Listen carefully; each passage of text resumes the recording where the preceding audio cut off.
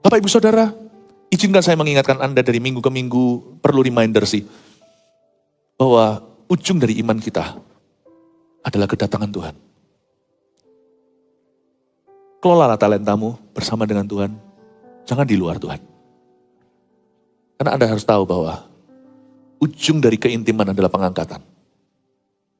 Jangan biasakan dirimu hidup tanpa Kristus, meskipun sudah punya Yesus di hati. Jangan biasa. Di dunia ini ingatlah kita mampir saja.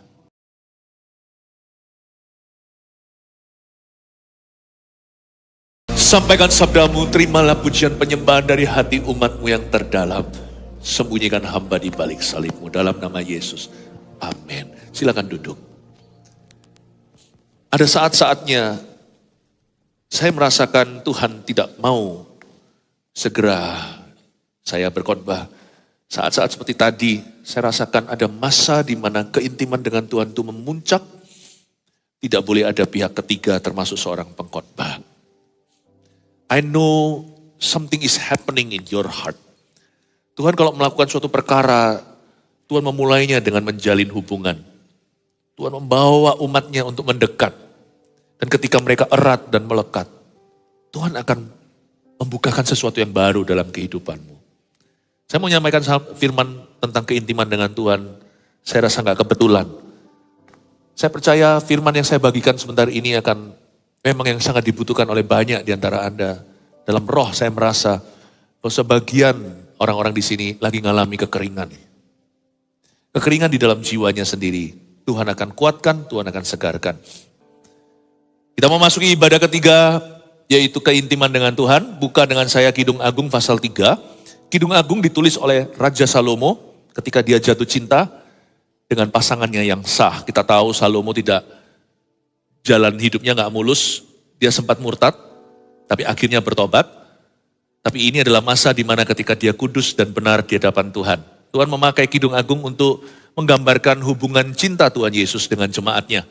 Sebenarnya inti dari buku ini, kitab ini bukan seksualita, tapi kerohanian. Kita akan baca dari sudut pandang yang sama. Di dalam setiap pasalnya saut-sautan, kadang-kadang sang pria, kadang-kadang sang wanita, kadang-kadang Salomo, lalu gadis Sunem itu, kadang-kadang kita gereja Tuhan, kadang-kadang Tuhan Yesus. Nah, kita akan pelajari sesuatu tentang keintiman dengan Tuhan, bagaimana kita bisa menjalin hubungan yang dekat dengan Tuhan Yesus. Kita datang ke gereja tujuannya apa? Untuk belajar seminar? Bukan. Untuk belajar matematika? Tidak. Kita datang ke sini untuk membangun iman kita. Kita membangun kerohanian, goal kita satu, punya hubungan yang langgeng dengan Tuhan. Itu juga goal saya hari ini berkhotbah. Goal kita semua yang pelayanan, termasuk puji-pujian tadi, untuk membawa kita semua masuk ke hadirat Allah. Dan membawa hadirat Allah masuk ke dalam kita. Keintiman dengan Tuhan, Kidung Agung pasal yang ketiga, impian mempelai perempuan ini tentang mimpi sang wanita. Di atas ranjangku pada malam hari kucari jantung hatiku, kucari tapi tak kutemui dia. Aku hendak bangun dan berkeliling di kota, di jalan-jalan dan di lapangan. Kucari dia jantung hatiku, kucari tapi tak kutemui dia. Aku ditemui peronda-peronda kota. Apakah kamu melihat jantung hatiku? Baru saja aku meninggalkan mereka. Kutemui jantung hatiku. Kupegang dan tak kulepaskan dia. Sampai kubawa dia ke rumah ibuku, ke kamar orang yang melahirkan aku. Kusumpahi kamu putri-putri Yerusalem demi kijang-kijang atau demi rusa-rusa betina di padang. Jangan kamu membangkitkan dan menggerakkan cinta sebelum diingininya. Semoga saya bisa selesaikan lebih dari 5 ayat. Kebaktian sebelumnya saya hanya bisa selesaikan beberapa. Jadi saya harus lanjutkan minggu depan. Kita bicara tentang keintiman dimulai dengan impian atau mimpi wanita yang sedang dirudung cinta. Gadis Sunem ini kulitnya hitam di pasal pertama. Dia bukan yang tercantik di antara gadis Israel. Tapi dia yang dipilih jadi permaisuri. Kita ini siapa ya? Terus terang pikir-pikir lagi. Why do you choose me? I don't know. I don't know why Jesus loves me. I don't know why he cares. I don't know why he has sacrificed his life. Oh, but I'm glad. I'm glad he did. Aku gak tahu kenapa Tuhan memilih aku. Kenapa dia mencintai aku. Tapi aku senang dan aku bersyukur dia mengasihi aku. Where would I be if Jesus didn't love me? Where would I be if he didn't care? Where would I be if he hadn't sacrificed his life? Oh, but I'm glad he did. Aku di mana hari ini kalau dia nggak mencintai aku? Aku di mana hari ini kalau dia tidak memilih aku? Aku tidak tahu mengapa dia memilih aku, tapi aku bersyukur dia memilihku. Pikir-pikir lagi kalau Tuhan gak mengasihi saya, hari ini saya sudah di neraka karena percobaan bunuh diri berkali-kali di masa saya remaja. Pasti suatu kali saya berhasil karena saya bukan tipe orang yang gertak kanan kiri. Ya saya, ya tidak, saya tidak. Saya mau bunuh diri itu sudah bulat hati. Tapi pikir lagi, iya ya. Coba pikir, kalau bukan Tuhan memilihmu, Anda dari sini hari ini. Keintiman dengan Tuhan dimulai dengan sebuah kesadaran akan cinta kasih Tuhan yang luar biasa. Wanita ini tahu bahwa dia tidak worthy. Dia ini commoner atau dia ini anak petani. Tapi sana adalah royalty, sana adalah bangsawan. Yesus itu dari sorga, kita itu dari dunia, debu dan tanah. Sehingga ketika dia dicintai sama Raja Salomo, dia jatuh cinta. Dia meresponi cintanya. Dan ketika dia mencintai mempelai pria ini, dia bawa ke dalam mimpi. Ini mungkin masa-masa saat-saat mereka tunangan ya, sebelum ketemu. Kita ini kan juga tunangan sama Yesus. Nanti kan pernikahan anak domba Allah waktu dia datang kembali. Kita ini mempelai wanita. Kita harus jaga kekudusan. Meskipun kita belum menikah, misalnya kalau ada tunangan, jangan sampai bersetubuh loh ya, suami istri. Jangan sampai membuat kesalahan. Orang yang berani selingkuh waktu dia pacaran, wah orang gitu jangan dinikahi. Kita itu harus jaga kekudusan sebelum Yesus datang kembali. Dan menjaga kekudusan tidak memungkinkan kalau hati kita jauh dari Kristus. Kalau kita mau membangun apa-apa dengan Tuhan, membangun sesuatu yang worthy, sesuatu yang berguna, yang nilainya kekal, hati kita mesti melekat dulu. Makanya keintiman dengan Tuhan itu rahasia segala sesuatu, rahasia kemenangan. Dan wanita ini saking cintanya sama cowoknya, sama Salomo, dia bawa-bawa dalam mimpi. Kita masih mimpi Tuhan atau enggak? Sebelum tidur itu, coba tanya. Kita mikir apa? Pengakuan nih, bukan sok rohani. Saya sebelum tidur mikirkan kebangunan rohani. Sampai sekarang, sama seperti 30 tahun lalu. Sebelum memejamkan mata, Yesus yang kulihat. Nah tentu mimpinya itu sih, kadang-kadang mimpinya juga konyol-konyol. Gak ada arti, bunga tidur. Tapi pokoknya sebelum tidur, saya selalu memimpikan Tuhan dan kerajaannya datang. Wanita ini membawa kekasihnya sampai dalam mimpinya. Nah dia mimpi apa? Coba lihat ya. Di atas ranjangku pada malam hari ku cari jantung hatiku. Ku cari tapi tak kutemui dia. Berhenti di sana.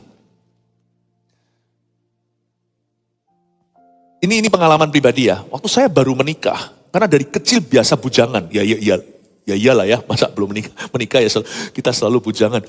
Dan saya biasa hidup mandiri. Sedikit kesaksian nih.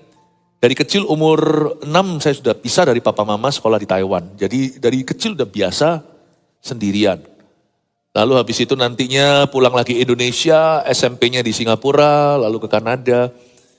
Jadi kalau saya tidur di sebelah siapa, itu malah menjadi kejutan. Biasa tidur sendiri, jadi bangun tidur udah gak lihat kanan kiri. Bangun tidurku terus mandi, tidak lupa menggosok gigi. Gak biasa. Karena itu butuh membiasakan diri waktu saya menikah. Hampir 25 tahun yang lalu. Minggu-minggu pertama setelah saya menikah itu masih kaget-kaget. Waktu bangun loh kok ada orang di sebelahku. Jadi hidup ini betul-betul apa ya maksudnya kita itu harus belajar terus. Belajar membiasakan rencana Tuhan berikutnya atas hidup kita. Waktu saya baru bangun tidur itu saya lihat, siapa ini? Kok ada seorang yang begitu cantik di sebelah saya? Dan saya tiba-tiba masih belum sadar. Waktu sadar saya bangga. Puji Tuhan untuk tulang rusukku. Terima kasih Tuhan untuk istriku. Sekarang kalau saya pergi pelayanan sendirian. Gak pernah sendirian. Kalau kami pelayanan itu sudah punya peraturan. Kalau gak pergi sama pasangan istri atau suaminya. Harus ada tim yang menyertai. Untuk menjaga selalu kesaksian hidup kita. Tapi kan gak mungkin. Kalau saya pergi sama Pak Yu terus kita tidur seranjang. Gak mau. Minggir-minggir. Kita boleh kamarnya bersebelahan. Tapi gak mungkin satu ranjang ya kan. Jadi kalau saya pergi pelayanan itu sampai hari ini masih ada pengalaman begini. Bangun, saya panik dulu, loh mana istriku? Loh mana? Ternyata di hotel. Itulah impian wanita ini. Di atas ranjangku pada malam hari ku cari jantung hatiku. Dia bangun ngelilir tengah malam atau mungkin subuh pagi. Lalu dia cari jantung hatiku, ku cari. Tapi tidak ku temui dia. Di mana dia? Di mana dia? Itu perasaan kita terpisah secara fisik sama Yesus. Gereja ini kan ada Roh Kudus di dalamnya. Ayo Roh Kudus di mana? Coba lihat, gak bisa kelihatan. Ada Roh Tuhan di tengah-tengah kita. Kalau gak gitu, ini semua percuma. Kalau bukan karena Roh Tuhan, saya juga gak bisa berkhotbah selain dari pengetahuan. Saya gak bisa khotbah dari pengenalan, apalagi mengubah orang, hidup orang lewat khotbah saya. Gak mungkin bisa kalau bukan Roh Kudus. Jadi ada Roh Kudus di ruangan ini sekarang. Ini ada Roh Kudus. Cuman kan kita tetap terpisah secara fisik dari Kristus. Kan kita gak ketemu Tuhan Yesus. Makanya itu kerohanian yang sehat itu harus masih terkaget-kagetkan. Artinya kita gak boleh membiasakan diri terlalu dekat, lekat dan cinta sama dunia sampai kita tidak lagi mengantisipasi kedatangan Tuhan. Keintiman dimulai dengan ketidakpuasan. Bumi ini bukan rumahku. Aku ingin suatu hari untuk bersama dengan Tuhan Yesus selama-lamanya di rumah Bapakku yang bakah. Mazmur 23. Paulus pun berkata begitu. Aku tidak tahu, aku terdesak dari dua sisi. Satu sisi aku kepingin bersama dengan Tuhan, bukan berarti dia mau mati. Paulus tidak kepingin mati, dia hanya berkata kalau aku boleh milih, aku mau bersama dengan Tuhan Yesus. Hidup di dunia ini gak enak loh sejujurnya terus terang. Nah, apa-apa di bumi ini gak kekal. Bahayanya ada. Saya paling benci apa? Hidup di dalam hidup ini. Perpisahan. Kita ini semua sudah dirancang suatu hari harus perpisahan dengan semua ini. Harus. Bayangkan, suatu hari kita harus pisah sama orang tua kita. Suami dan istri juga harus pisah. Sampai maut memisahkan. Ingat janji nikah. Sama anak juga sama, secinta-cinta apa. Hidup di dunia ini gak enak. Gak ada yang kekal, semuanya itu mesti misah. Jadi Paulus berkata, aku tuh ingin bersama dengan Kristus, di mana tidak ada penderitaan. Tapi pikir-pikir lagi, aku lebih berguna ya kalau tinggal di sini. Lebih berguna bagi imanmu. Maka Paulus berkata, aku gak tahu mau memilih mana, tapi aku rasa aku mau tinggal bersama denganmu, supaya terus membantumu tumbuh dalam iman. Luar biasa loh. Tapi orang Kristen yang sudah lupa daratan juga ada. Lupa daratan gak apa-apa, lupa daratan masih bisa bertobat. Lupa udara, sudah gak lagi memandang kepada Tuhan. Matanya gak tertuju pada kerajaan Allah. Dia hidup cuman dari minggu ke minggu hanyalah demi ke gereja rutinitas. Tapi sudah tidak ada yang namanya vitalitas di dalam dirinya. Kalau sampai ya Anda tidur sendirian padahal status Anda menikah dan Anda oke dengan itu. Something is wrong with your marriage. Sesuatu yang salah dengan pernikahanmu. Sampai hari ini saya mesti gak biasa kalau sampai saya pergi pelayanan gitu makan sendirian gak ada istri saya gak biasa. Paling tidak saya teks dia dan berkata kamu sudah makan belum? Aku makan dulu ya. Ya bukannya sok dekat gimana enggak, pernikahan itu semuanya ada, masih ada pembentukan Tuhan. Tapi gak membiasakan.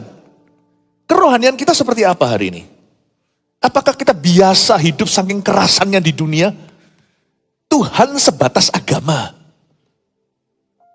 Saya pikir lagi semua ini suatu hari akan kutinggalkan. Everything. Yesus, hanya kau milikku di sorga. Tiada yang kuingini di bumi. Hanya kau. Bukan berarti kita berdoa melulu, pelayanan melulu, gak kerja. Enggak. Justru kalau hati kita sungguh-sungguh, kita akan sungguh-sungguh dengan talenta kita. Tapi hati kita gak terpaut di sana. Harta benda bisa bertambah di dalam rumah orang benar. Tapi janganlah hatimu berpaut ke situ. Karir kita bisa maju. Teman kita bisa tambah banyak. Keberhasilan demi keberhasilan, pencapaian dengan pencapaian. Tapi jangan sampai pikun, jangan sampai lupa bahwa everything on earth you will leave behind. Karena itu prioritas nomor satu selalu membangun hubungan dengan Tuhan. Menyenangkanmu, senangkanmu. Hanya itu kerinduanku. Tiap hari ku cari satu kesaksian ini, Tuhan, am I still pleasing to you? Apakah aku masih menyenangkanmu? Menyenangkanmu, senangkan hatimu. Hanya itu kerinduanku. Itulah brand kekristenan yang dicari. oleh kerajaan sorga. Kristen yang bukan agama, Kristen yang kehidupan. Lord, aku memastikan hari ini hidupku betul-betul untuk menyenangkan-Mu. Ini sudah gak populer hari-hari ini. Khotbah-khotbah lebih banyak berpusat ke diri sendiri, gimana saya bisa berhasil, gimana saya bisa happy. Tapi saya ingin khotbah ini tertujunya ke Kristus. Gimana Kristus happy? Punya dirimu dan diriku. Di atas ranjangku pada malam hari ku cari jantung hatiku, ku cari tapi tidak kutemui dia. Jangan biasakan hidup tanpa Kristus. Jangan kerasan, jangan terlalu kerasan di dunia. Saya ngomong gini bukan berarti roh bunuh diri. Jangan, yang bunuh diri malah justru harus kerasan. Kerasan di hidupnya. Maksud saya adalah look forward. Menunggu kedatangan Tuhan. Itu harus menjadi kekristenan kita. Wanita ini, dia gak enak. Dia berkata, aku mau cari kekasihku, where are you? Dia gak biasa. Tidur sendiri tidak di samping suaminya. Mau tahu vitalitas atau kesehatan pernikahan seseorang? Tentunya kita gak bisa jadi satu pribadi. Meskipun dianggap Tuhan mereka satu tubuh. Laki-laki dan perempuan itu.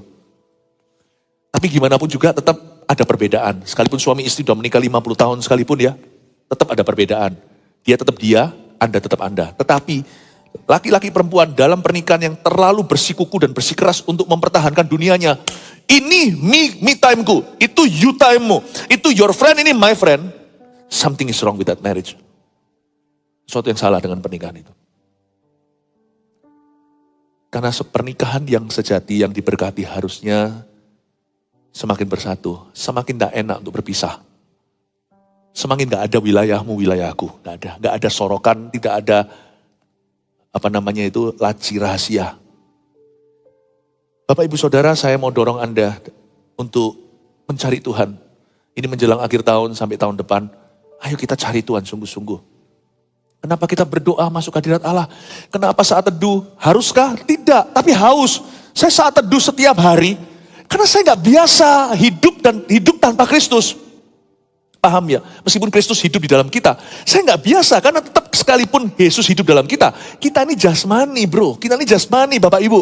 Jadi kita jalan berapa langkah di dunia ini kaki berdebu. Sudah perlu dicuci lagi tuh kaki sama Kristus. Kita jalan berapa mil, berapa kilometer sehari. Kita jalan kemana-mana melakukan ini dan itu. Cenderung gravitasi bumi membuat kita lupa ada Tuhan. Karena realita kita ini bukan Tuhan. Realita kita itu bumi. Kita itu hidup oleh iman dari iman. Makanya saya lari tiap pagi masuk ke hadirat Allah. Karena saya pun cenderung lupa. Kalau saya gak setiap hari di charge. Pasti imanku swak. Kenapa saya masuk ke hadirat Tuhan? Karena kaget-kaget itu. Mana Yesus di hidupku sekalipun Yesus ada di hidup saya. Saya gak biasa. Misalkan kalau tadi saya makan, saya ngeteks istri saya beritahu makan ya yang. Saya kalau nggak ngeteks dia, saya tetap married nggak? Kita tetap terikat dalam satu janji nggak? Kita tetap satu nggak di hadapan Kristus? Tapi nggak biasa aja. Saya mau sampai di ujung bumi pun pelayanan kalau saya nggak bersama istri, saya akan selalu kata, kamu udah makan belum? Aku makan dulu ya. Kadang-kadang malah videoan, saya sambil makan, sambil ngobrol, cerita-cerita. Emangnya kalau saya nggak gitu, kita putus hubungan, tapi ada dorongan untuk terus mencari, untuk terus bersama. Itulah dorongan saat teduh tiap pagi. Bukan karena keharusan, karena saya gak biasa, saya masih kaget-kaget aja bangun tidur. Bangga sih saya orang Kristen, bangun tidur, loh Yesus masih di sorga, aku masih di bumi. Aduh, saya langsung masuk ke hadirat Tuhan. Where are you? Di mana? Aku mencari jantung hatiku, ku cari tapi tidak kutemui dia. Kuncinya bukan dikutemui dia atau tidak kutemui dia. Kunci kata atau kalimat di ayat pasal 3 ayat pertama adalah ku cari dia. Seek him, carilah Tuhan. Carilah Tuhan. Gak biasa. Kalau saya masuk ke kerja, misalkan saya seorang businessman, saya mencari Tuhan dulu, bangun mesbah, saya doa dulu. Atau sebelum saya kerja, saya doa dulu. Itu bukan karena demi dapat berkat. Karena Tuhan itu Santa Claus, kalau saya tidak minta nanti tidak dikasih kadonya. Bukan. Tapi saya gak biasa, waktu saya mau kerja itu ada rasa sungkan, Tuhan ini uang loh, aku kerja itu demi uang. Rasanya itu Tuhan, ini gak memuaskan aku. Tolong aku Tuhan, aku hanya kerja kalau Engkau menyertai aku. Jangan suruh aku pergi ke Kanaan, kata Musa. Kalau engkau tidak menyertai, sekalipun kau janji akan kirim malaikat jalan di depan, kami tetap akan berhasil untuk meraup susu dan madu. But I'm not happy if you don't come with me. Kalau engkau tidak datang bersama dengan kami, mana bisa dibedakan antara kami dengan umat di dunia. Wong sama-sama juga bisa dapat berkat kok.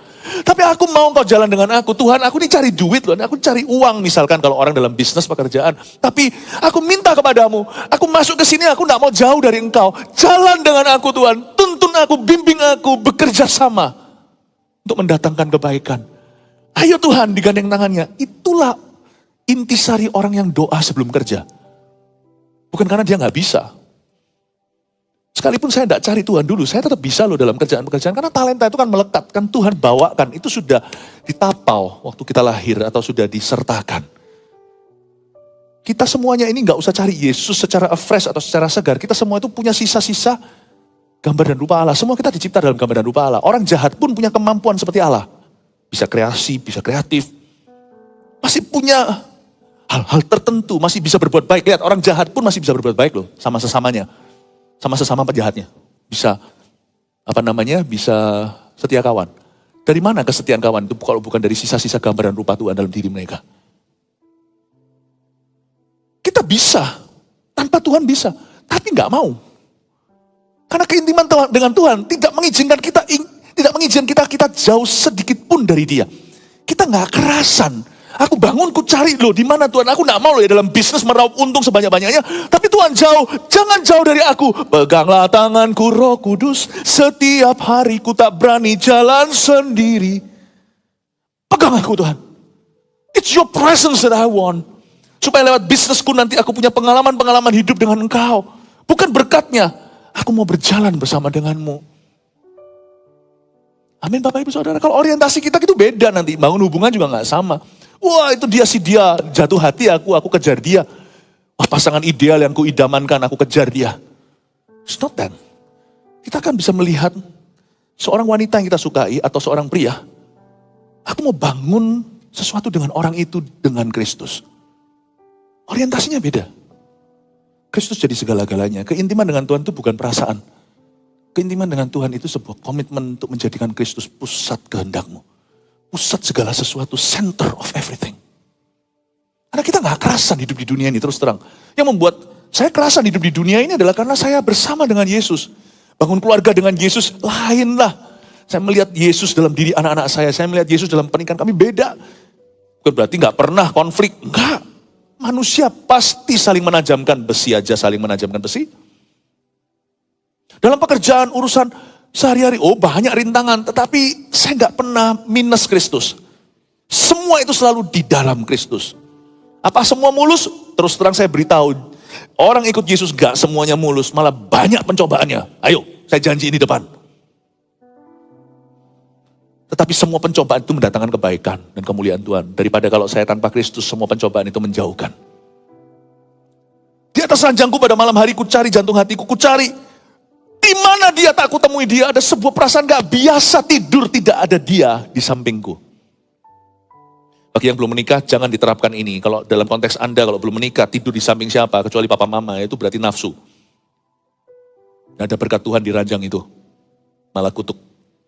Tapi kalau sudah menikah, kita ini sama Yesus sudah dinikahkan.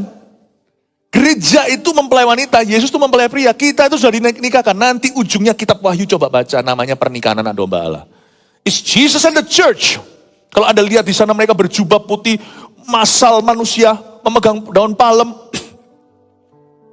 Dan mereka sama-sama memuji Tuhan. Ada 24 tua-tua, 12 dari perjanjian baru, 12 dari perjanjian lama. Perwakilan-perwakilan nanti akan ada orang-orang yang memimpin pujian. Lihat hari ini tim A, tim B, nanti di sorga juga ada. Tapi muji-pujiannya bukan lagi dengan iman mermata, tapi Yesus ada di tengah. Bayangkan, nanti pada waktu itu 24 tua-tua itu melemparkan mahkotanya, giliran untuk saling mendahulukan. Betapa indahnya, itulah gambar suatu hari gereja itu akan berakhir bersama dengan mempelai laki-laki. Ini bukan soal kawin mengawinkan. Ini pernikahan anak domba bicara tentang hubungan mesra Yesus. Hubungan intim dan kudus antara Yesus dengan jemaatnya. Bapak Ibu Saudara, izinkan saya mengingatkan Anda dari minggu ke minggu, perlu reminder sih. Bahwa ujung dari iman kita adalah kedatangan Tuhan. Kelolalah talentamu bersama dengan Tuhan. Jangan di luar Tuhan. Karena Anda harus tahu bahwa ujung dari keintiman adalah pengangkatan. Jangan biasakan dirimu hidup tanpa Kristus. Meskipun sudah punya Yesus di hati. Jangan biasa. Di dunia ini ingatlah kita mampir saja. Saya mampir dunia ini pertama kali itu 30 tahun, 30, ngaku-ngaku semuda itu.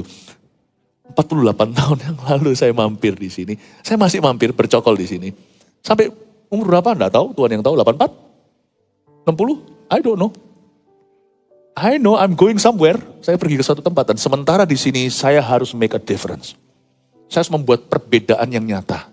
Supaya tidak sia-sia pengorbanannya dalam kehidupanku. Ayat yang kedua, aku hendak bangun dan berkeliling di kota, di jalan-jalan dan di lapangan-lapangan.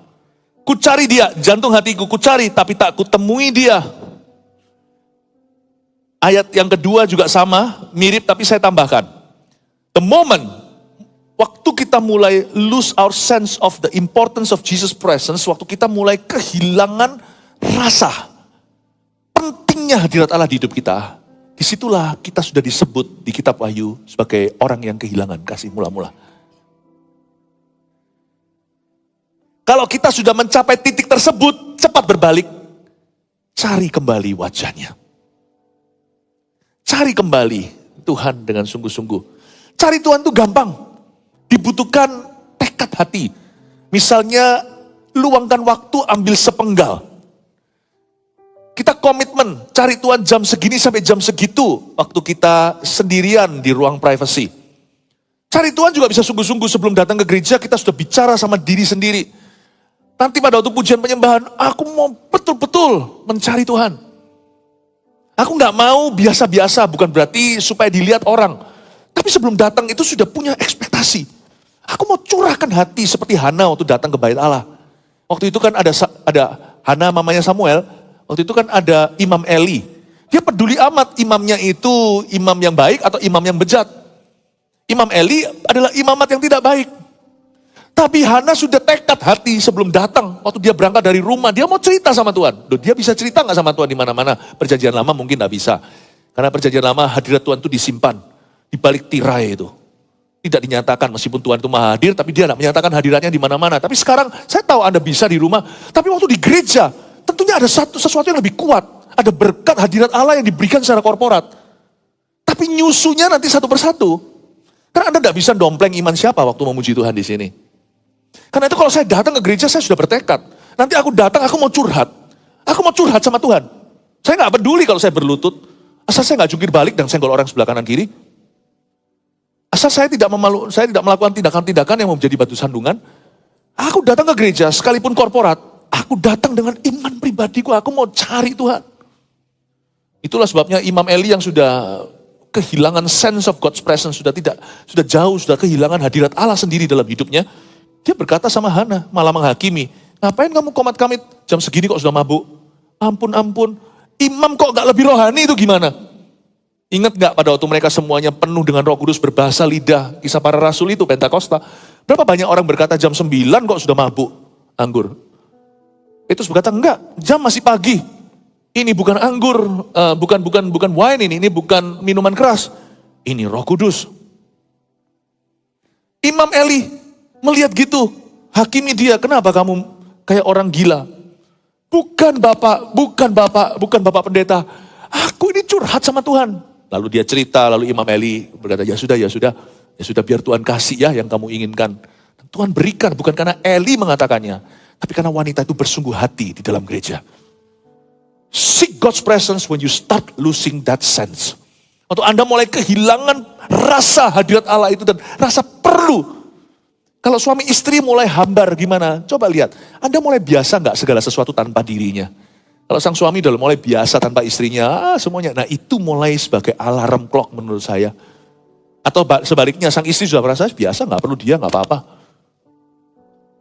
Nah kalau seperti itu, alangkah baiknya selesaikan apa yang menjadi duduk permasalahan. Pemisah itu selalu ada triggernya, selalu ada akarnya.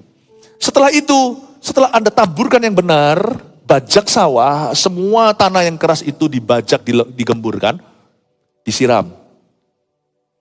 Mulai bangun hubungan itu, bangun partnershipnya dalam hidup, dalam doa dulu. Lalu setelah itu komunikasinya dibangun, bahkan ajak istrimu keluar untuk kencan berdua. Jangan pernah biasa seperti banyak orang perkenalkan istrinya, ini loh mantan pacarku, sekarang jadi istriku. Saya tidak suka memperkenalkan istri saya dengan cara begitu, sebab sampai hari ini istriku tetap pacarku. Kalau tidak nanti punya istri, punya pacar, mengerti maksud saya? Istrimu bukan mantan pacarmu. Anda masih berhak pacaran. Malah justru Anda harus tunjukkan pada dunia pacaran yang bertanggung jawab seperti apa. Apalagi sama anak sendiri, nanti mereka belajar dari drakor lagi. Anak saya belajar pacaran itu apa dari papa mamanya? Bukan berarti kita melakukan yang tidak senonoh depan mereka, tidak. Tapi kita menunjukkan affection, menunjukkan komitmen kasih. Kadang-kadang goda-godain, kita saling menggoda antara suami dan istri, antara papa mamanya lihat dan mereka tapi anehnya anak saya itu selalu memihak ke maminya. Lalu mereka semua bullying saya. Tapi saya happy melihat itu. Mereka ngerti, mereka masuk di dalam saham cinta kasih kami. Bukankah mereka juga hasil saham kami? Jangan pernah perkenalkan istrimu atau pasanganmu itu yang sah sebagai mantan pacar. Bukan. Anda berhak pacaran sampai sekarang. Ajak keluar, anak-anak harus mengerti. Pulang mereka punya orang tua yang lebih happy. I think you need to build this. Keintiman dengan Tuhan itu harus disengaja. Ada waktu yang disisihkan. Bukan disisihkan, dibelanin. Bukan disisihkan, kalau disisihkan itu sisa-sisa. Jangan kasih Tuhan yang gitu. Anda mau kasih Tuhan, waktu yang paling prime. Ngomong sama keluarganya, papa gak mau diganggu jam 7 sampai jam 8 malam. Loh bukankah itu waktu prime, waktu kita? Ya itu waktu prime mau kasih ke Tuhan. Mungkin berikutnya bisa nanti kembali pagi dan sebagainya. Tapi masa-masa jam start kalau sudah mogok. Kalau sudah mogok gak bisa kan. Mobil kalau udah mogok lalu habis itu dicepit sini, lalu habis itu digerengnya pelan-pelan. Gereng, gak bisa. Lalu hidup ya kan. Anda harus radikal untuk kembali kasih mula-mulanya. Tidak boleh asal-asalan. Ayat 3, aku ditemui peronda-peronda kota, apakah kamu melihat jantung hatiku? Baru saja aku meninggalkan mereka, aku temui jantung hatiku. Ku pegang, lihat ya, radikalnya. Baru saja aku meninggalkan mereka, ku temui jantung hatiku, kata sang wanita. Ku pegang dan tak ku lepaskan dia. Tak pegang, tak lepaskan sampai ku bawa dia ke rumah ibuku, ke kamar orang yang melahirkan aku. Wow, Bapak Ibu. Dia bilang, sekali ketemu ku pegang dia dan tak ku lepaskan dia. Sampai ku bawa dia ke rumah ibuku. Tuhan itu bukannya jual mahal ya, tapi Tuhan itu juga gak murahan. Saya punya satu kalimat untuk menjelaskan ini. Kenapa sampai sang wanita perlu memegang mempelai laki-laki yang melambangkan Yesus bagi gereja. Atau Tuhan bagi jemaatnya. Sekali ketemu dipegang. Lalu gak dilepaskan. Tuhan itu cenderung pergi soalnya. Bukan Tuhan cenderung pergi, gravitasinya beda. Tuhan itu gravitasinya ke atas. Coba lihat ya, orang kalau ikut Tuhan kan susahnya apa? Tuhan itu bawa kita kepikiran naik ke atas, kita selalu tarik Tuhan ke pikiran bawah. Susah, beda dunia. Beda dunia. Dan kita terlalu memaksakan diri, Tuhan harus bicara bahasa kita. Tuhan harus ngerti, makanya itu ada banyak orang Kristen yang ngamuk-ngamuk sama Tuhan lah, kecewa lah, putus asa, itu bahasamu. Nanti kalau ketemu Tuhan, Anda akan terkejut, ternyata Tuhan itu gak gitu. Dan semua keluhan-keluhan Anda, semuanya itu dari 100% semua keluhan, ternyata kualitasnya cuma 1%, 99% itu semuanya faulty product. Doa kita itu seringkali gak nyampe pada kehendak Allah. Tahu kenapa? Karena kita menganggap Tuhan itu manusia, kayak kita. Tuhan itu dari atas. Dia cenderung pergi. Saya kasih contoh, Maria Magdalena. Baru ketemu Tuhan, itu anugerah. Tuhan bilang, jangan aku mau pergi ke Bapakku, kamu jangan sama aku. Siapa lagi? Wanita Samaria, ketemu sama Tuhan Yesus. Itu wanita Samaria itu paksa-paksa Tuhan. Tuhan gak bisa dipaksa by the way, supaya Anda tahu. Kalau sampai kita maksa Tuhan berhasil, itu berarti namanya perkenanan. Itu namanya pengabulan. Tuhan gak bisa dipaksakan. Coba paksa. Musa itu paksakan diri untuk Tuhan mengubah keputusannya. Dulu gak memperbolehkan dia masuk ke tanah Kanaan. Dia coba mengubahnya, gagal total. Musa padahal, Musa. Orang lain itu dapat teka-teki, mendapat penglihatan mimpi. Musa itu ngomong sama Tuhan itu muka dengan muka. Gak bisa. Daud, ketika kokonya Salomo, anak Batsheba yang pertama dari persetubuhan perjinahannya dengan wanita itu, dengan istri Uria, Dia minta-minta Daud ya, sampai dia nggak makan, sampai kayak mati rasanya, pegawainya takut ketuk pintu, mati ya mati. Dia minta diampuni, minta diluputkan, minta supaya Tuhan itu fury dia. Mati ya mati, pokoknya Salomo itu meninggal. Pas dilahirkan. Tapi kalau Tuhan dipaksa bisa. Berarti Tuhan memang menguji sekalipun dia mau tahu. Dia mau melihat keseriusanmu, kesungguhanmu, kebulatan hatimu. Bukankah di sini wanita itu berkata, ku pegang dan tak kulepaskan dia. Siapa bisa paksa Salomo zaman kejayaannya? Cari mati apa memaksa raja? Hati raja itu gak bisa diduga. Tapi dipegang dan tidak dilepaskan. Bisa diseret lagi, dibawa ke rumah ibunya. Wow. Siapa lagi wanita Samaria itu? Minta sama Tuhan tolong tinggal. Gara-gara itu Tuhan tinggal berapa hari lagi di Samaria kalau Anda baca di kitab Injil. Sehingga seluruh kota itu berkata, tadinya kami percaya dia karena perkataan wanita itu. Sekarang kami lihat sendiri. Siapa lagi ayo? Coba kalau Anda lihat. Murid-murid di Emmaus. Ada 2 murid Yesus. Setelah kebangkitan 40 hari penampakan Tuhan. Mereka jalan kan. Lalu mereka paksa-paksa Tuhan itu tinggal. Pertamanya Tuhan mau pergi. Mereka paksa, jangan-jangan. Akhirnya Tuhan terus cerita sama mereka. Dan Tuhan baru pergi setelah membagi-bagi, memecah-mecah roti, perjamuan kudus lah. Dan mereka terbuka matanya, ini Yesus. Mungkin Yesus berubah rupa. Waktu mereka sadar nih Yesus, lenyaplah Tuhan. Itu salah satu cerita penampakan pasca kebangkitan. Tapi kalau Anda baca, murid-murid Emmaus itu maksa-maksa Tuhan untuk tinggal sama mereka. Sampai Tuhan itu nginep perjalanan ke Emmaus. 2 murid Yesus. Siapa lagi yang maksa Tuhan untuk tidak meninggalkan tengah malam? Yakub namanya. Digelutin lah malahan. Dan dia berkata, tinggal, I will not let you go. Aku tidak akan lepaskan. Sebelum kau memberkati aku. Dia agak sedikit keluar perbatasan ketika dia minta atau tanya namanya Tuhan. Namamu siapa? Dia bilang, urusanku. Tuhan kok ditantang daulatannya. Namamu siapa? Aku adalah aku, kamu tidak usah tanya nama. Aku yang memberi kamu nama. Sejak kapan, hai Sekya, anak kecil kamu tanya nama yang maha kuasa. Wow. Tapi waktu diajak gelut, Tuhan ikut. Lihat tuh, menang gak? Coba ya, hari itu ada pergulatan antara Tuhan Yesus di perjanjian lama dengan Yakub. Siapa bilang Yesus yang menang, angkat tangan. Siapa yang bilang Yakub yang menang, angkat tangan. Siapa yang belum baca Alkitab, angkat tangan. Yakub menang. Tapi Tuhan gak kalah. Siapa bilang? Tuhan berkata, aku ganti namamu dari Yakub menjadi Israel karena kamu gelut sama Allah dan kamu menang. Tuhan gak berkata dia kalah, karena sebenarnya dia ngalah. Dan supaya kamu gak besar kepala, karena Yakub kan cenderung orangnya itu dikaliku, dipukul pangkal pahanya, langsung terplecok. Dan sejak hari itu Yakub selalu jalannya gini. Yakub tuh jalannya gini, pakai tongkat, sampai mati pakai tongkat. Yakub jalannya gitu. Tuhan gak kalah. Tapi Yakub menang. Kali itu Tuhan izinkan manusia menang. Itu gelut sama Tuhan itu kira-kira berjam-jam sampai pagi menyingsing. Kenapa Tuhan mau pergi gak boleh? Tahan sama dia.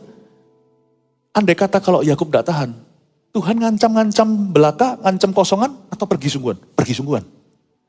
Hari ini Yakub gak jadi Israel. Kita gak lihat bangsa Israel hari ini kalau bukan karena kegigihan nenek moyangnya. Tuhan stay. I want you, I need you. Aku mau engkau, aku perlu engkau. Lihat ya, ada banyak keturunan kita nanti diberkati karena Anda mencari Tuhan. Ada banyak orang diberkati, bukan hanya keturunan Anda, sekeliling Anda, karena Anda mencari Tuhan. Karena Paulus mencari Tuhan, ratusan orang tidak jadi naas ketika kapal itu karam. Gara-gara Paulus seorang, 200 lebih orang selamat. Berbahagialah orang yang berada di sekeliling atau di samping atau di dekat orang-orang yang mencari Tuhan. Orang-orang itu turut diselamatkan. The power of intimacy doesn't end with you. Kuasa keintiman dengan Tuhan tidak berakhir pada diri orang itu yang intim dengan Tuhan. Biasanya orang lain kecipratan. Bapak ibu saudara, ini luar biasa. Ku pegang dan tak ku lepaskan dia. Allah yang cenderung untuk pergi. Bukan berarti dikit-dikit Tuhan meninggalkan kita. Jangan sampai kita di sini tuh salah ngerti, oh Pastor Philip berkata begitu, berarti sedikit-dikit kalau saya salah Tuhan bye-bye pergi. Kalau Tuhan pergi Anda tidak bisa bertobat. Kalau Anda masih mau bertobat berarti Tuhan masih ada di sana. Maksud saya adalah kalau cari Tuhan itu tidak boleh setengah-setengah. Alkitab berkata dengan jelas, dari sejak zaman Yohanes Pembaptis ada peraturan baru. Kerajaan Allah, kerajaan sorga, mengalami kekerasan, suffers violence dalam bahasa Inggrisnya. And the violent shall conquer it. Kerajaan sorga diserong bahasa Indonesianya. Dan orang yang menyerongnya menguasainya. Serong apa sih ini? Potong bebek angsa, angsa dikuali, serong ke kiri, serong ke kanan, begitu. Bukan. Ini bahasanya artinya dari sejak zaman Yohanes Pembaptis, kerajaan sorga itu mengalami kedahsyatan. Dan kerajaan Allah diserong. Yang menyerongnya menguasainya. Artinya gini, you tidak akan diberkati. Sebelum tunjukkan kegigihan dan tekad bulat untuk diberkati. You tidak akan diurapi sebelum tunjukkan kau mau bayar harga untuk diurapi oleh Allah. Sekalipun nanti ujungnya kalau diurapi, itu bukan karena harga yang kau bayar, itu semua kasih karunia. Karena celenganmu tidak bisa membelikan Rolls Royce-ku. Itulah. Celengan kita beli sepeda aja gak bisa. 100% kita itu cuma 1 iota di dalam kalkulasi seluruh berkat Allah. Tapi kalau 1%mu itu aja kau tidak sungguh-sungguh, jangan harap kau akan menang. Dengan kata lain, kalau cari Tuhan itu harus lawan arus. Kalau cari Tuhan itu berani bayar harga. Tahun depan juga sama. Tahun menabur doa, baru menuai sukacita. Kita gak bisa biasa-biasa jadi orang Kristen lagi. Dunia ini akan semakin hari semakin susah jadi orang Kristen di dalamnya. 2023, lalu tahun berikutnya ada banyak sekali yang namanya shift, pergeseran dan pergoncangan. Kalau kita tidak sungguh atau sungguhan dengan Tuhan, kayaknya we will not be able to make it. Amin Bapak Ibu Saudara. Kalau Anda tidak sungguh-sungguh memperjuangkan pacaranmu kudus, pasti jebol tengah jalan. Untung-untung kalau gak hamil di luar nikah, sekalipun kalau tidak menghamilinya. Tetap kalau sudah cemar di area itu. Mana ada berkat nanti di holy matrimony. Kasihan tuh pendeta yang memberkatimu. Karena pendeta itu akan tertipu. Tapi yang terima hukuman adalah yang menabur yang salah itu. Bapak Ibu Saudara, hari ini kita mendapatkan sebuah pesan yang sederhana bahwa kalau kita sama Tuhan harus pegang dan jangan lepaskan. Kalau kita tidak pegang, kalau kita pegang dan tidak lepaskan. Kalau kita asal-asalan, pernikahan pun tidak akan bisa survive, bertahan. Apapun juga akan mudah tercuri, terbunuh, terbinasakan oleh setan. Hidup ini penuh dengan peperangan rohani. Yang menang bukan orang yang gagah perkasa. Percayalah hari esok. Yang menang itu orang-orang yang hatinya melekat sama Tuhan. Saya berdoa di ibadah ini, hatimu mulai melekat kepada Kristus. Haleluya, berikan kemuliaan bagi Kristus. Mari kita semua bangkit berdiri, terima kasih Roh Kudus. Terpujilah namamu. Terima kasih Tuhan. Biarkan kami seperti mempelai wanita ini ya Tuhan Yesus yang memegang dan tidak melepaskan Tuhan. Sampai ku bawa Tuhan, dia ke rumah ibuku, ke kamar orang yang melahirkan. Kami ingin ya Tuhan berjalan dengan Engkau kemana-mana. Dibawa ke rumah, dibawa ke kamar. Kami tidak mau meninggalkan Tuhan. Kami tidak mau meninggalkan Tuhan.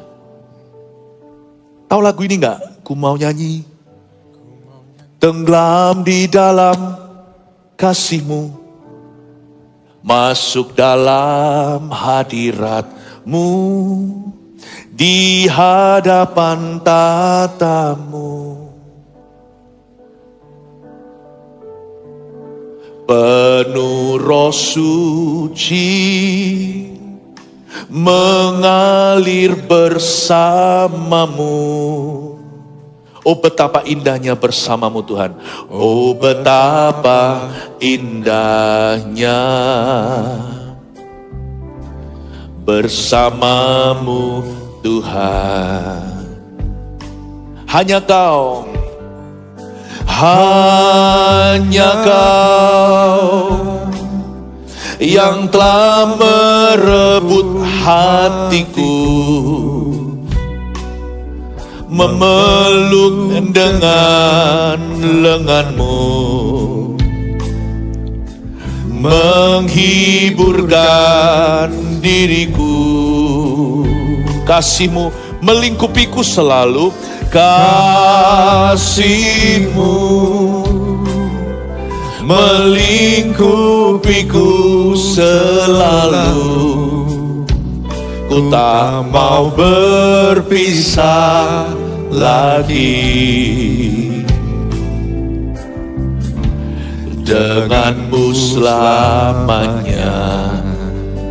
Carikan teks lagu ini, lalu siapkan untuk kita nyanyi. Saya ceritakan aja simple, musik nyanyi terus, musik melodi, ya. Lagu ini kenapa istimewa buat saya? Sorry dadakan ya, praise and worship. 1994 saya murtad. 92 saya bertobat. Saya masuk sekolah Alkitab. Memasuki tahun ketiga. Saya mulai anggap enteng Tuhan dalam hidup saya. Yang penting pokoknya aku sudah Kristen. Murtadku enggak parah. Bukan buat apa segalanya. Tapi saya memang meremehkan Tuhan. Tahun 94 itu saya merasa kayak, aku udah tahu Alkitab, udah tahu gini. Aku lebih baik kok dari teman-temanku. Singkat cerita, hati saya mulai menjauh, saya tidak terasa. Tuhan kasih peringatan lewat orang-orang sekeliling saya gak mempan. Tuhan bicara lewat firman juga sudah gak mempan. Lalu lewat orang gak mempan. Mulai lewat kejadian-kejadian. Kalau manusia bicara gak bisa, berarti harus pengalaman hidup. Bukan pengalaman dengan Tuhan. Saya diizinkan punya pengalaman dengan setan. Hari-hari itu saya masih ingat kok. Saya tidur itu banyak tertindih. Pernah kan tertindih kayak rasanya ngomong Yesus gak bisa. Tapi ya gak kapok tuh. Dasar saya ini keras kepala. Lalu habis itu saya ke gereja. Ya ke gereja gitu aja. Pelayanan saya mulai mundur. Saya mulai bilang gak usah lah. Sibuk. Aku sibuk sekolah ini. Terus mulai kelihatan lah. Orang kalau gak niat itu apapun jadi alasan. Tapi kalau orang niat hati, apapun ada jalan. Saya mulai gitu ogah-ogahan. Ke gereja juga sama, datang telat. Pulang cepat. Saya ke gereja hari itu. Mobil saya di antara satu deretan mobil-mobil. Itu dashboardnya bisa hilang semua. Namanya car theft atau pencurian mobil. Saya bilang ya sudah. Saya bilang gini, Roh Kudus itu ngomong sama saya. Kamu mulai keluar terus dari perlindungan. Ya udah, saya pulang ke rumah. Menemukan mobil saya satunya lagi. Besoknya mobil satunya lagi. Atau minggu depannya. Bukan dashboardnya hilang. Sak mobilnya hilang. Itu masih tidak kapok saya. Suatu hari jam 4. Tahun 1994. Saya nggak bisa jelaskan. Sungguhan saya nggak bisa jelaskan. Ada sesuatu di hati saya. Bukan bunyi. Sesuatu. Dan saya nggak bisa berdoa lagi. Kaget saya. Loh kok begini? Saya nggak bisa doa. Saya bisa doa. Saya nggak gila. Saya bisa ngomong doa. Ucap doa. Tapi saya tahu doa saya itu nggak nyampe. Bahkan waktu saya mau makan pun, saya doa pun, saya tahu saya sedang mengucapkan sesuatu, tapi hati saya itu beku atau kaku. Nggak bisa. Saya mau setel lagu, mau apa. Bukan cari nangisnya ya. Hati saya nggak terharu. Hati saya tambah keras. Saya bisa hampir bisa merasakan hati saya tambah keras. Mati aku. Saya bilang, waduh. Masih umur berapa saya? Umur 20-an. Waduh Tuhan, gimana? Saya telepon seorang nabi, ada seorang nabi itu yang sangat-sangat dekat waktu sama saya. Ini nabi ada ceritanya, panjang lah ya ceritanya. Ini orang nabi, ini pokoknya orang luar biasa, tapi jadi biasa karena dia punya pengalaman gagal sesuatu, lalu habis itu Tuhan pakai dia untuk merawat beberapa orang, termasuk saya, dalam didikan seorang nabi. Dia kalau telepon sama orang ini enak. Setiap kali telepon saya gak pernah ngomong, saya butuh apa. Kering telepon, dia yang cerita, saya mau ngomong apa sama dia. Ini bukan nabi-nabian, kalau nubuatan biasa. Ini orang marifat hikmatnya tuh tajam sekali. Kalau telepon sama dia sudah tahu kok langsung kadang-kadang langsung doakan saya. Doanya ya persis yang saya mau didoakan. Hari itu dia berkata, apa yang telah kamu lakukan tadi jam 4. Saya teleponnya nanti itu jam berapa. Jam 4. Tiba-tiba saya melihat Tuhan membalikkan badannya. Tidak mau lihat kamu Philip. Cuman tunjukkan punggungnya. Dia berbalik. Dan saya seru-seru sama Tuhan dalam penglihatan itu. Noleh Tuhan. Tidak mau. Kamu minta pun aku enggak mau. Aduh, saya bilang jangan gitu Kak. Doakan saya Kak. Dia doa, nangis dia, ayo Tuhan. Terus habis itu selesai dia berkata, Philip, I'm sorry, there's nothing I can do. Lalu dia tutup telepon. Dari jam 4 tersebut, saya tersungkur di karpet kamar saya. 24 jam harafiah. Tidak bisa nangis, tidak bisa apa. Saya cuma tersungkur ketakutan. Mungkinkah habis ini hatiku akan lari total dan saya tidak bisa kembali ke Tuhan lagi. Pokoknya inti singkat cerita, saya itu meremehkan hadirat Allah. Tak anggap gampang gitu aja. Tahun 94, 2 tahun setelah saya bertobat. Tidak bisa sama sekali. Sampai pada ujungnya, pukul 4 sore esok harinya. Saya nggak makan, minum atau apa. Tidak berdiri dari karpet itu, saya tersungkur. Bukan berlutut, tiarap. Nggak bisa mendekati Tuhan sampai pukul 4 besok harinya. Tiba-tiba hati saya luluh. Saya buka ayat, bisa mengerti Yesaya 53. Bukan ngerti di sini juga susah untuk saya cerita. Dan saya dapat ayat yang Yesaya 54, kejadian ini seperti Nuh, aku tidak akan marah sama kamu lagi. Yesaya 54 itu, kata aku tidak akan murka sama kamu lagi. Lalu Yesaya 43, kamu berharga dan mulia, langsung saya nyanyikan lagu ini, ambil gitar. Ya Pak, hanya kau yang merebut hatiku, memeluk dengan lenganmu, menghiburkan diriku. Kasih-Mu melingkupiku selalu, ku tak mau berpisah lagi denganmu selamanya. Waktu saya sampai ke kalimat ku tak mau berpisah lagi denganmu selamanya, pior saya nangis dan karpet itu bisa diperas. Saya berkata, Tuhan, this was the greatest shock of my life. Why did you almost leave me? Kenapa kau hampir meninggalkan aku? Roh Kudus berkata, aku tidak meninggalkanmu. Aku mengajarimu sebuah pelajaran berharga. Hadirat Allah tidak untuk dipermainkan. Saya nangis. Dan saya berjanji sama Tuhan, aku tidak mau berpisah lagi dengannya selama-lamanya. 30 tahun saya ikut Tuhan. Tuhan marah cuma sekali itu tahun 2094. Tidak pernah marah kayak gitu sama saya. Jangan tunggu Tuhan minggat, baru kau bertobat. Sebab hatimu akan keras dan tidak bisa kembali.